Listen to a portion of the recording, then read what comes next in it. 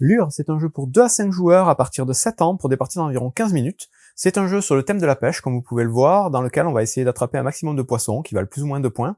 Et tout ça à base d'une mécanique de dés, donc avec pas mal de hasard et un petit peu de stratégie, parce que vous allez voir que pour avoir l'initiative, il va falloir parier sur le nombre de dés qu'on va lancer. Vous avez aussi des petits jetons d'appât, donc c'est le nom du jeu, les leurres, les appâts. Et le jeu vient avec une petite extension. Donc je vais expliquer dans un premier temps le jeu de base, et j'expliquerai ensuite la petite extension, ce que ça apporte. Pour la mise en place, chaque joueur va récupérer un lot de dés à sa couleur. Donc on va avoir 5 dés classiques, des dés à 6 faces. On va avoir un dé à 12 faces et un dé à 20 faces. Donc on récupère ça, on récupère aussi un petit paravent à sa couleur, qu'on va mettre devant soi. On va placer ces dés derrière. Chaque joueur va faire ça, et on va ensuite piocher un jeton en tout début de partie d'appât parmi tous ceux qui sont dans la boîte. Donc on va tous les mélanger en début de partie, les mettre face cachée. Et ces jetons-là, je vous en ai mis face ouverte ici pour vous montrer ce qu'on va trouver dedans. On va avoir des jetons qui vont représenter des valeurs, donc c'est comme si on avait des dés supplémentaires. Donc là, ce serait un dé de valeur 2, un dé de valeur 4.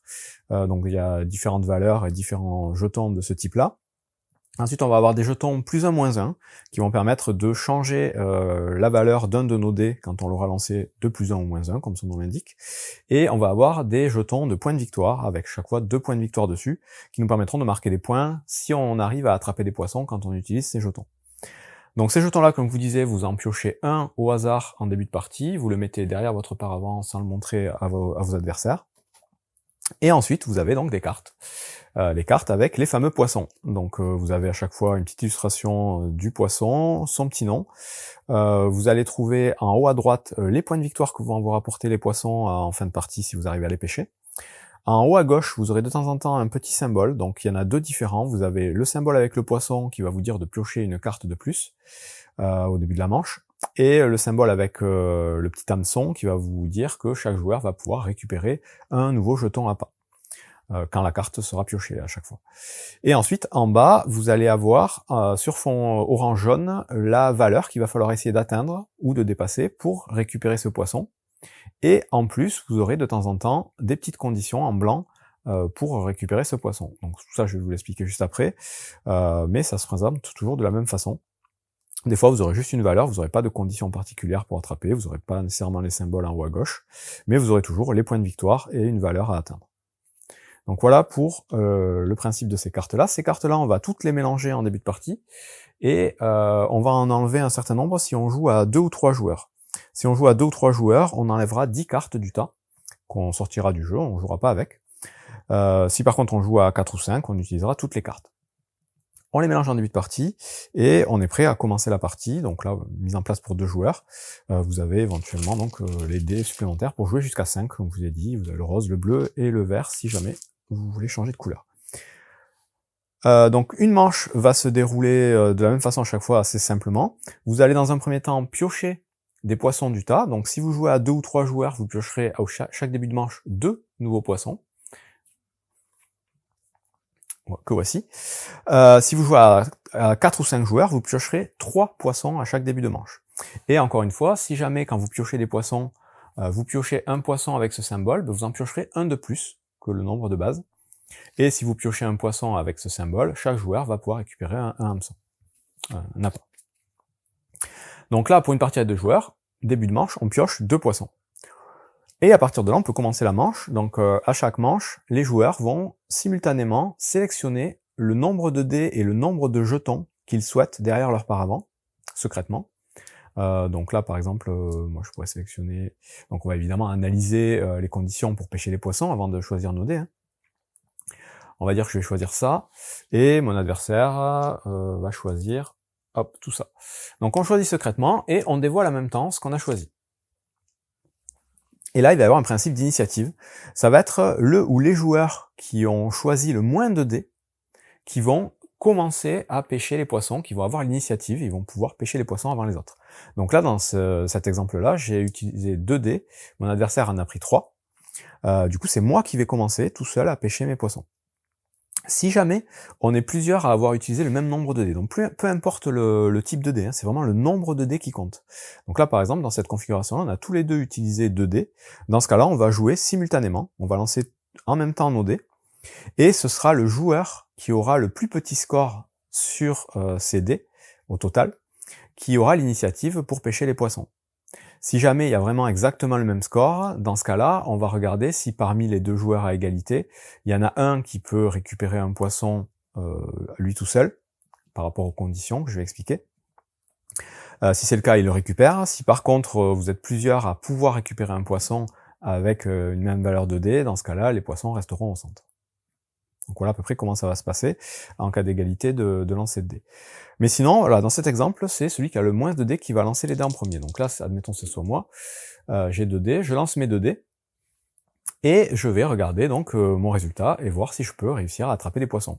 Là, je fais un total de 15, il me fallait 18 ou plus pour attraper celui-là, c'est raté, il me fallait 20 ou plus pour attraper celui-là, et une petite condition particulière. Donc là, pour le coup, je n'attrape aucun des 2 poissons. Et quand ça arrive, quand on n'attrape pas de poisson en lançant nos dés, soit parce qu'il y en a déjà plus quand ça à nous de jouer, parce que les autres joueurs ont joué avant nous et les ont tous récupérés, soit parce qu'on se rate et on récupère rien, mais dans ce cas-là, en compensation, on prendra un nouveau petit jeton d'appât derrière notre paravent. Ensuite, ce qui va se passer, c'est que quand on va lancer des dés spéciaux, donc les dés spéciaux ce sont les dés à 12 faces et à 20 faces, ces dés-là, ils vont être bloqués pour le tour d'après, donc on va les laisser devant notre paravent et on récupère les dés normaux derrière notre paravent. Ils seront bloqués pendant un tour, c'est-à-dire au tour d'après, je n'ai pas accès à ce dé, je peux utiliser que les dés qui sont derrière mon paravent. Par contre, à la fin du tour suivant, je vais récupérer le dé qui est devant mon paravent. Donc voilà, pour ces 2 dés-là, le dé à 20 et le dé à 12, ils sont bloqués un tour après à chaque utilisation. Donc moi j'ai fini mon tour, je me suis raté, j'ai bloqué mon dé, j'ai récupéré mon jeton en compensation. Maintenant c'est au joueur suivant de lancer, donc lui il a joué un jeton, il a joué son petit poisson ici, de lancer ses dés, et lui il fait un total de 15, donc il rate aussi son coup. Bon, admettons il a réussi à faire un peu mieux que ça, il a fait 28, dans ce cas-là, il va pouvoir récupérer ce poisson, puisqu'il faut faire 18 ou plus, il n'y a pas de condition particulière, donc il va prendre le poisson et le placer face cachée à côté de son plateau, ou derrière son paravent. Et pour récupérer celui-là, il fallait faire 20 ou plus, donc là c'est le cas, mais il fallait en plus avoir une condition particulière. Donc cette condition particulière, c'est d'avoir au moins 2 dés de même valeur. Là c'est pas le cas du coup, dans ce cas-là, il peut pas récupérer son poisson. Par contre, comme il a récupéré au moins un poisson et qu'il a joué ce jeton-là, ce jeton-là est validé, il va le mettre avec les poissons qu'il a gagnés, et ça lui fera marquer 2 points de victoire en fin de partie. Donc ces jetons-là servent à gagner des points supplémentaires, si au moment où on les joue, on gagne au moins un poisson. Sinon, le jeton est défaussé, donc les jetons sont défaussés face ouverte. Dans tous les cas, tous les jetons qu'on va utiliser à notre tour, ils sont défaussés à la fin du tour, sauf donc celui-là, si on arrive à le scorer, dans ce cas-là on le garde. Sinon les jetons avec des valeurs de dés et les jetons plus 1, moins 1, qu'ils soient utilisés ou pas, si on les utilise à notre tour, on les défausse. Voilà donc pour le tour de jeu. Et une fois qu'on a fait ça, donc là ce joueur-là va bloquer aussi son dé spécial et récupérer ses 2 dés ici. Le tour est terminé, donc on passe à un nouveau tour, et donc nouveau tour, comme je vous le dis, on pioche à nouveau 2 nouvelles cartes,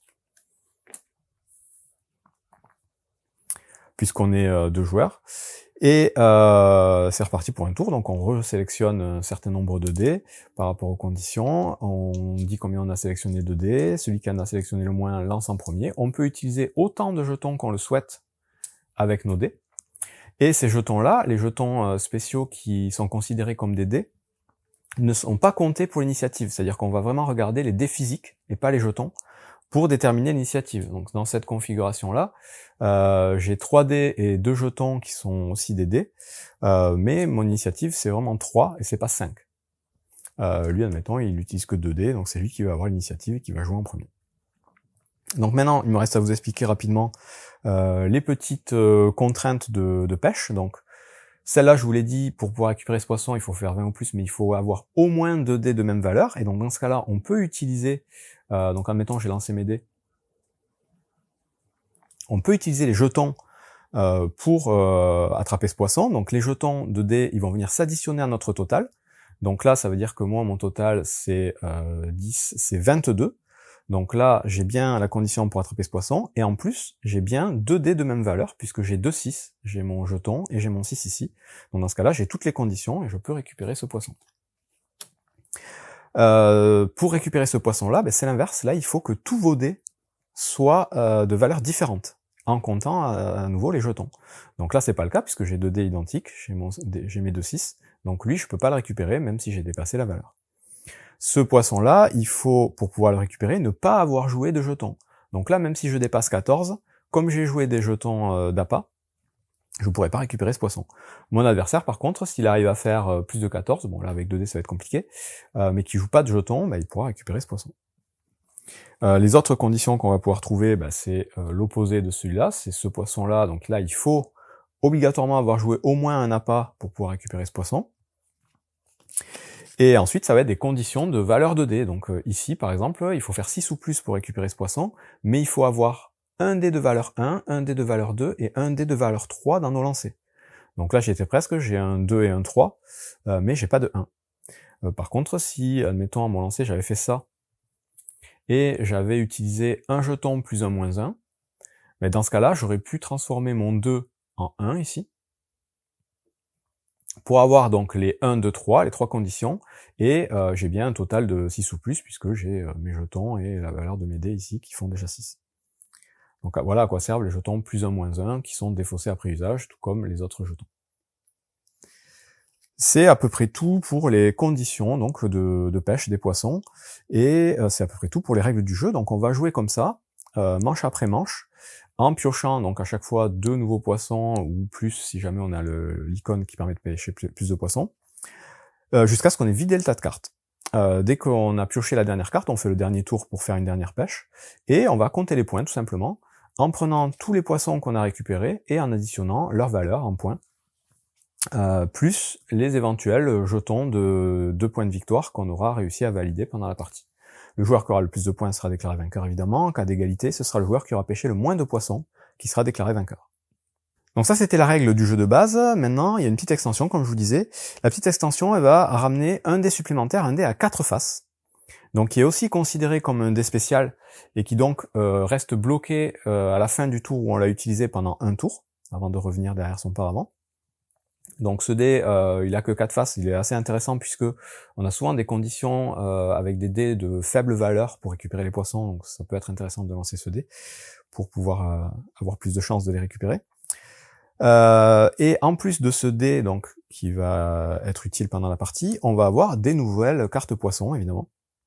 Donc des cartes qui seront elles sur fond un peu doré. L'extension s'appelle Deep Water.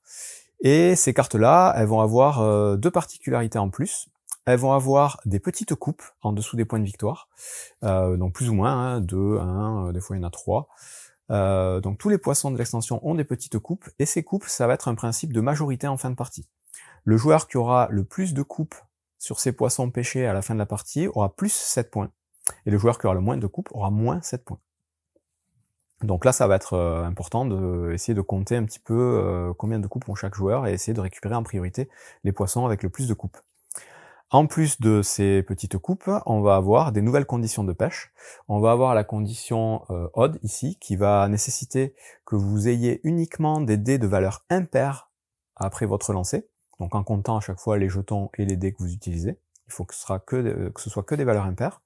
Et vous avez la condition even, ici c'est l'inverse, il faut que ce soit que des dés de valeur paire que vous ayez devant vous.